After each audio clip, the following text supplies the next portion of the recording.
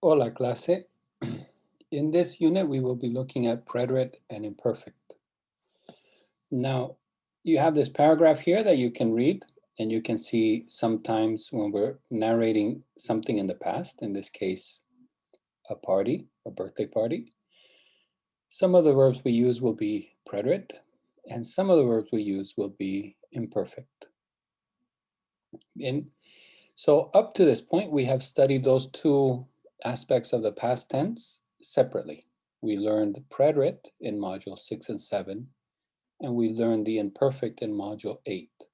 So in module 9, in this unit, we want to use them together in the same sentence, in the same paragraph. And so to do that, you need to learn to distinguish between the two a little bit. We've included quite a bit of explanation here.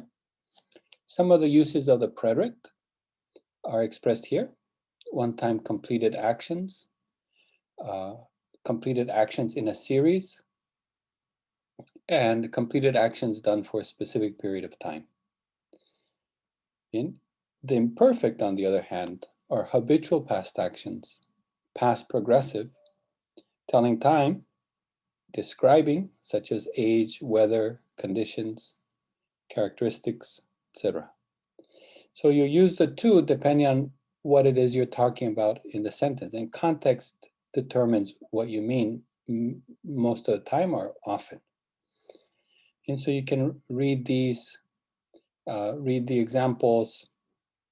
We often use certain adverbs with imperfect, not exclusively. So don't assume that if you see one of these adverbs, it has to be imperfect, but oftentimes it is, so it helps you a little bit.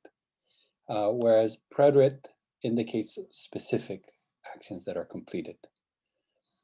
Bien, we've included a lot of exercises in this unit for you to practice because this is one of the most difficult areas for non-native speakers to master.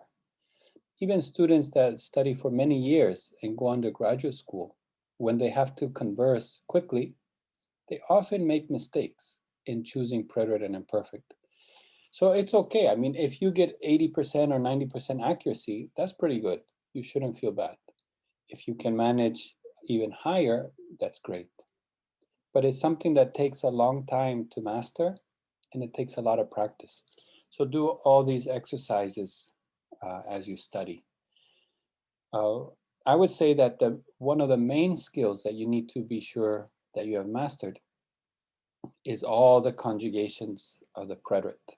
So regular preterites, spell changing preterites, stem changing preterites, irregular preterites, special preterites, etc.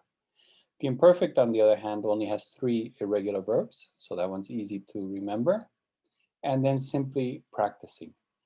There are several things you can do outside of class. We've included at the bottom of the page some external links. You can go to some other pages on the internet to practice, but also reading the news in Spanish.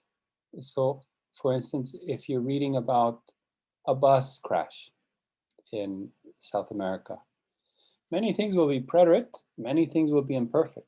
So it's a good way to get a sense of when a journalist uses preterite versus imperfect when telling a story, in this case, a bus crash. So be sure to look for other opportunities outside of this unit to practice. ¿Está bien? Send me an email if you have any questions, and be sure to practice this and to study it a lot.